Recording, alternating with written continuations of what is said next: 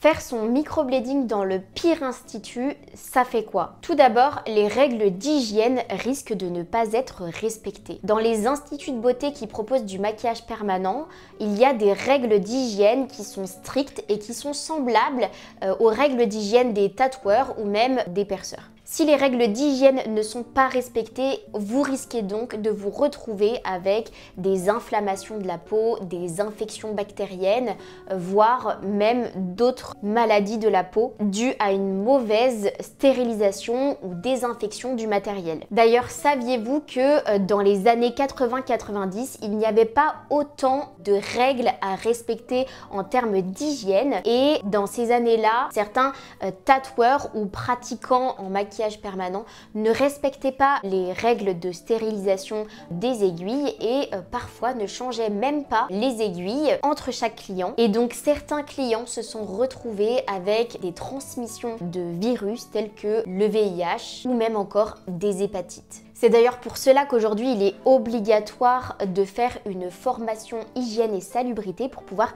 respecter toutes ces règles d'hygiène. Vous pouvez également vous retrouver avec une mauvaise restructuration des sourcils, c'est-à-dire que la praticienne peut ne pas respecter la morphologie de vos sourcils et de votre visage et vous pouvez donc vous retrouver avec des sourcils qui ne sont pas du tout adaptés à vos sourcils naturels. On a pu voir des catastrophes qui se sont réalisées un petit peu partout dans le monde entier avec des sourcils qui sont dessinés beaucoup trop haut ou beaucoup trop bas et qui ne correspondent pas du tout à l'arche naturelle de la cliente. Vous risquez également de vous retrouver avec un microblading beaucoup trop profond dans la peau.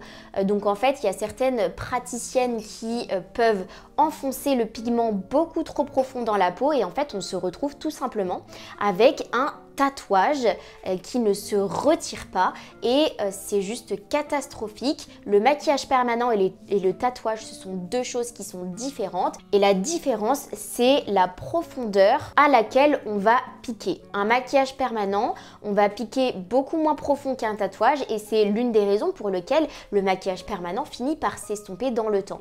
Si on enfonce trop profond le pigment dans la peau au niveau des sourcils, on va donc saturer de pigment le sourcil et la peau et au fil du temps, vous risquez de vous retrouver avec un pigment qui va se flouter, qui va fuser dans la peau, avec un pigment qui va changer de couleur puisqu'il aura été trop profond dans la peau. Donc on peut se retrouver avec des sourcils qui deviennent gris, orange, un petit peu rougeâtres. On peut même se retrouver avec des sourcils bleus, verts. Et ça devient très compliqué de pouvoir retirer ça. On peut également avoir une mauvaise qualité de pigment. La qualité du pigment, elle est importante pour garder un pigment stable dans le temps, mais surtout une belle pigmentation avec une jolie couleur et surtout des pigments bien stérilisés.